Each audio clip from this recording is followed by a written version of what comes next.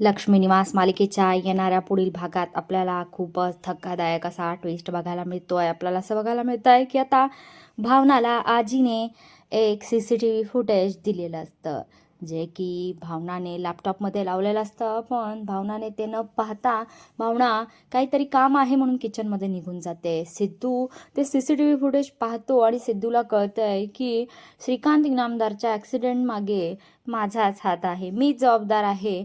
आणि तो तिथेच दुःख व्यक्त करत रडू लागतो. त्याला रडताना पाहून भावना तिथे येते आणि विचारते, सिद्धिराज काय झालेलं आहे? काय सिद्धू आता भावनाला हे सगळं सत्य सांगणार का?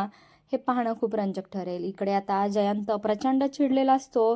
तो जान्हवीच्या फोटोसमोर उभा राहून म्हणतो की जानू, हे तू चुकीचं केलेलं आहेस, पण मी त्या मॅडला अजिबात सोडणार नाही. मी त्याच्यावर खारीसारखा लक्ष ठेवून राहणार आहे. आणि तेवढ्यातच त्याला विश्वाच्या बाबांनी फोन केलेला असतो. ते विचारतात की मिस्टर कानेटकर, कोर्टामध्ये विश्वाने तुमची मदत केली का?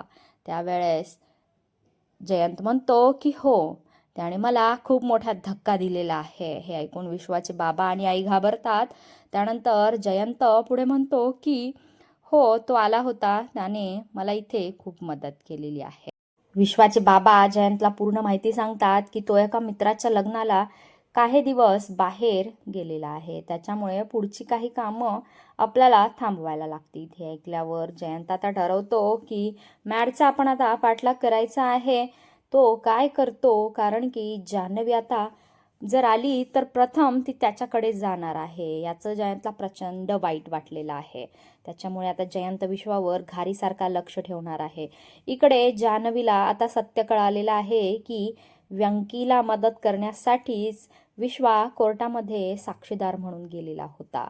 आणि जान्हवीला हे ऐकून खूप धक्का बसतो आहे की व्यंकी दादा पोलीस स्टेशनमध्ये अडकलेला आहे. त्याला मदत करायला विश्वा गेला होता. विश्वा आपल्या घरच्यांचीच मदत करतो आहे. तो खूप दुःखात आहे. त्याला आपण या दुःखातून सोडवायला हवं आहे, कारण की विश्वा कोणालाही घरातनं काही न सांगता खूप धक्कादायकरित्या बॅग घेऊन निघून गेलेला असतो. याची काळजी आता जान्हवी आणि सई दोघी पण करत असतात. काय जानू आता विश्वाला या सगळ्या दुःखातनं बाहेर काढण्यासाठी मदत करेल का?